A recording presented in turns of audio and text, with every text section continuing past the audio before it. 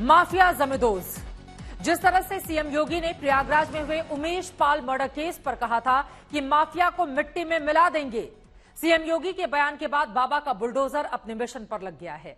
आज बाहुबली अतीक अहमद के सबसे करीबी गुर्गे के घर को बुलडोजर ने जमींदोज कर दिया। सीएम योगी और यूपी पुलिस का संदेश साफ है कि अपराधी जो भी हो उसका अंजाम एक जैसा ही होगा। प्रयागराज मर्डर केस में और भी कई खुलासे हुए हैं, हम आपको सिलसिलेवार तरीके से बताएंगे, लेकिन पहले यह रिपोर्ट।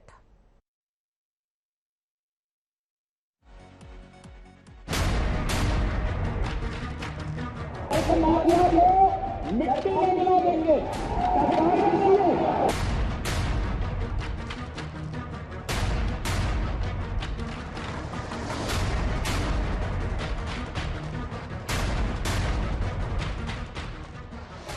सीएम योगी ने जिस तरह से माफिया को मिट्टी में मिला देने वाला बयान दिया, उसके कुछ घंटे बाद ही प्रयागराज में पुलिस ने उमेश पाल मर्डर केस के एक आरोपी को एनकाउंटर में ढेर कर दिया।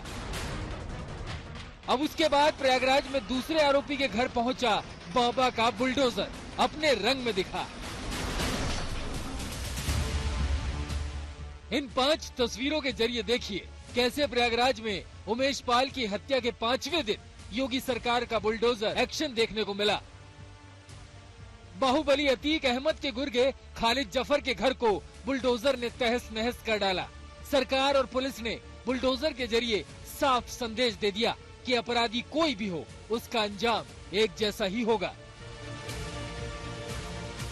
सफेद रंग की जफर की सालिशान कोठी को जमींदोज करने के लिए जैसे ही बुलडोजर पहुंचा, आसपास के इलाकों से बुलडोजर एक्शन को देखने के लिए हुजूम उमड़ने लगा। अतीक के गुर्गे जफर के करीबी समर्थक भी पहुंचने लगे, लेकिन जैसे ही बाबा के बुलडोजर ने मकान के गेट को तोड़ना शुरू किया, उसके बाद बुलडोजर ने इस कोठी की ईंट से ईंट बजा दी। प्रयागराज के शूटआउट में एक बार फिर बुलडोजर चला है और यह बुलडोजर चला है प्रयागराज के चकिया इलाके में रहने वाले जफर अहमद खान के घर पर। यह बुलडोजर जफर अहमद खान के घर को नेस्तो नाबूद करने के लिए चलाया गया है। बुलडोजर ने गेट गिराने के बाद 4 दीवारी ध्वस्त कर दी।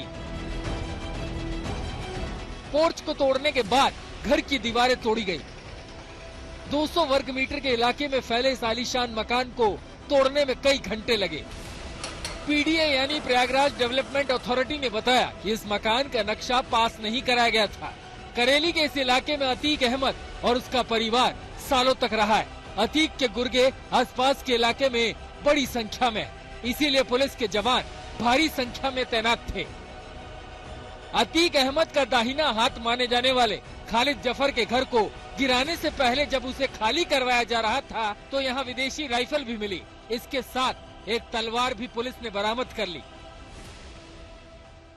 जिस व्यक्ति के घर पर ये बुलडोज की कार्रवाई की जा रही है, उसके घर से ये असलाहा मिला है। ये असलाहा लेकर के जा रहे हैं। ये कौन घर से मिला है? घर से मिला। क्या मिला? ये कौन सी बंदूक? इसके अलावा एक और गन थी, अभी वो भी मिली है। 2 मिली है। एक तलवार मिली है। अच्छा, ये कौन सी क्या मिला है इनके पास? ज्यादा आइडिया नहीं है, विदेशी गन है, ज्यादा आइडिया नहीं। ये कौन सी और कितनी गन मिली है? 2 गन मिली, दूसरी गन नहीं है। कौन सी गन जो दूसरी है वो रखी है? ये कौन सी गन? ज्यादा आइडिया नहीं इसके बारे में। आइडिया विदेशी गन। विदेशी गन। दूसरी गन जी उसी के घर से मिली। उसी घर से मिली। जफर इरशाद के घर से जो 2 गन बरामद हुई है और तलवार मिली है, तो ये उसके घर से बरामद हुई है। और ये लगातार जो सामान निकाला जा रहा है, उसी में नतीजा है कि जफर इरशाद के घर से 2 गन विदेशी और एक तलवार मिली है। इसके अलावा अतीक और उसके भाई अशरफ और उसके बेटे की तस्वीरों वाले कोलाज जफर के ड्राइंग रूम की शोभा बढ़ा रहे थे। इतना ही नहीं, उसके घर से अतीक के AIMIM में शामिल होने के पोस्टर भी बरामद हुए। ये सारे सबूत बताते हैं कि जफर अपराध की दुनिया में अपने आका अतीक का हर हुक्म सिर माथे पर रखता था। ये इस घर से खालिद की तस्वीर है। ये तस्वीर सामने आ रही है। ये देखिए, ये अशरफ की तस्वीर है। अशरफ की तस्वीर, और ये अशरफ दिखाई पड़ रहा है और ये तमाम लोगों के साथ अशरफ की तस्वीर है। ये अतीक अहमद की तस्वीर, ये इस घर से बरामद हुई है। ये इनकी नजदीकी का कारण है और यहाँ पे ये लोग पहुंचे हुए हैं। अब आपको बताते हैं कि उमेश पाल हत्याकांड से खालिद का कनेक्शन। इत्तेफाक देखिए कि 24 फरवरी को हुए इस खौफनाक हत्याकांड का कनेक्शन ठीक 1 साल पहले यानी 22 फरवरी 2022 की एक घटना से जुड़ा है। दरअसल पीपल गांव में उमेश पाल की पुश्तैनी जमीन थी। 22 फरवरी 2022 को फोन पर किसी ने उन्हें बताया कि कुछ लोग उनकी जमीन पर कब्जा कर रहे हैं। उमेश मौके पर पहुंचे तो देखा कि खालिद जफर, मोहम्मद मुस्लिम, अबू साद, दिलीप कुशवाहा और 6 अज्ञात लोग मजदूरों के साथ खड़े थे। खालिद जफर ने कनपट्टी पर असला सटाकर धमकी दी और कब्जा छोड़ने के लिए 1 करोड़ रुपए की रंगदारी मांगी। खालिद ने कहा कि अतीक भाई का आदेश है कि बिना रुपए दिए इस जमीन पर आए तो मारे जाओगे। इतना ही नहीं, उसके खिलाफ केस दर्ज कराने के लिए उमेश कई महीने तक अफसरों के चक्कर काटते रहे। आखिरकार उमेश पाल की तहरीर पर 24 अगस्त 2022 को अतीक अहमद, खालिद जफर, मोहम्मद मुस्लिम, अबू साद, दिलीप कुशवाहा और 6 अज्ञात के विरुद्ध मामला दर्ज किया गया। ये पूर्व सांसद और माफिया डॉन अतीक को चुनौती थी। अब कयास यही लगाया जा रहा है कि अतीक के खिलाफ दर्ज कराया गया मुकदमा ही उमेश पाल की हत्या की वजह बन गया। खालिद के घर पर जिस तरह से बुलडोजर चला, उसी तरह अतीक की 1200 करोड़ रुपए की अवैध संपत्ति की भी कुर्की हो चुकी है। उसकी कई प्रॉपर्टी पर बुलडोजर भी चल चुका है, लेकिन फिर भी माफिया अपने गुर्गों से चोरी छिपे रंगदारी, हत्या, अपहरण जैसी वारदात करवा रहा है। संतोष कुमार, प्रयागराज, आज तक। ये बात तो पहले ही सामने आ चुकी थी कि प्रयागराज में उमेश पाल मर्डर केस की पूरी साजिश गुजरात की साबरमती जेल में बंद अतीक अहमद ने वहीं पर रची थी। लेकिन अब नया खुलासा हुआ है कि अतीक की पत्नी लगातार मर्डर की मॉनिटरिंग कर रही थी। और इतना ही नहीं, हत्या के बाद सभी शूटर इकट्ठा हुए थे। वहां उन्होंने वारदात की डिटेल अतीक की पत्नी शाइस्ता को दी और उसके बाद शूटर अलग अलग लोकेशन पर फरार हो गए। जिस घर में अतीक की पत्नी शूटर से मिली थी, उसी घर को आज बुलडोजर ने जमदोज कर दिया।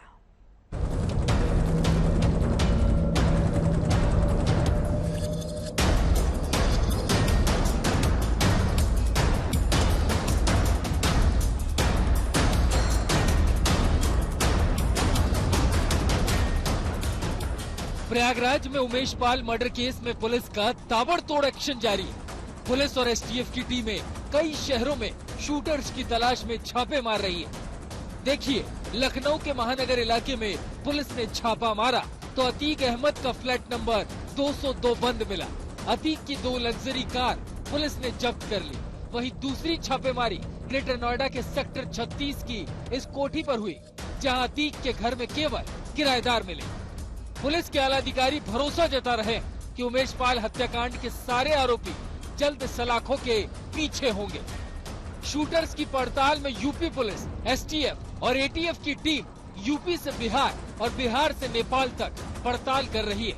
लेकिन इस मर्डर केस में आज सबसे बड़ा खुलासा हुआ कि प्रयागराज में अतीक के जिस गुर्गे के घर को बुलडोजर से जमींदोज किया गया, इसी घर में उमेश पाल के हत्यारों की मीटिंग हुई थी। और हैरानी की बात है कि इसी घर में 24 फरवरी को उमेश पाल की हत्या के बाद शूटर्स अतीक अहमद की बीवी शाइस्ता से मिलने पहुंचे थे। हत्याकांड वाले दिन अतीक की पत्नी शाइस्ता जफर के घर पर ही ठहरी थी। हत्या के बाद शाम को करीब 5 बजे शूटर इसी घर पर इकट्ठा हुए थे।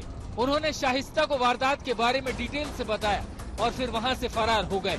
हत्याकांड के बाद पुलिस ने कॉल डिटेल्स खंगाली तो उसे खालिद जफर के बारे में जानकारी मिली। फोन नंबर से पुलिस उसके घर तक पहुंची और फिर घर के बारे में जानकारी जुटाई तो अवैध निर्माण का भेद भी खुल गया। उमेश पाल मर्डर केस के बाद जिस बुलडोजर का इंतजार था कि बुलडोजर चलेगा उन अपराधियों पर, उन माफियाओं पर, वो बुलडोजर चल चुका है। मेरे पीछे जो आप घर देख रहे हैं, ये उसी व्यक्ति का घर है जिसके ऊपर आरोप है कि उसने उमेश पाल मर्डर केस में जो शूटर आए थे, वो शूटर यहाँ पहुंचे थे और जहां पर वो अतीक अहमद की पत्नी शाइस्ता यहाँ पर ठहरी हुई थी, उनको उमेश पाल हत्याकांड के बाद वो शाइस्ता से मिले थे और उसके बाद वो फरार हो गए। इसी बीच अतीक अहमद ने अपनी सुरक्षा को लेकर सुप्रीम कोर्ट का दरवाजा खटखटाया। अहमदाबाद के साबरमती जेल में बंद अतीक ने सुप्रीम कोर्ट में अर्जी दायर कर कहा कि उसके यूपी में दर्ज मामलों की सुनवाई के लिए गुजरात से बाहर न भेजा जाए, क्योंकि उसकी सुरक्षा और जान को खतरा है। हमारा ट्रांजैक्शन कराया जाए या तो गुजरात पुलिस के अंडर में कराया जाए या सीआरपीएफ के अंडर में हमारा जो है ट्रांजैक्शन कराया जाए। हमको यूपी पुलिस पे बिल्कुल भरोसा नहीं है, वो 100% हमारी हत्या है। इससे पहले ये भी खुलासा हो चुका है कि उमेश पाल की हत्या की साजिश का पूरा खाका खुद अतीक ने साबरमती जेल में बनाया था। बाहुबली अतीक अहमद ही उमेश पाल मर्डर केस का मास्टरमाइंड है। आरोपी सदाकत से पूछताछ के हवाले से पुलिस ने दावा किया कि अतीक ने ही पूरी साजिश रची थी। अतीक ने ही 7 में से 2 शूटर्स को भेजा था। राजू पाल और उमेश पाल के साथ अतीक की अदावत काफी पुरानी थी। अतीक ने बरेली जेल में बंद अपने सगे भाई अशरफ अहमद को मर्डर की जिम्मेदारी सौंपी थी।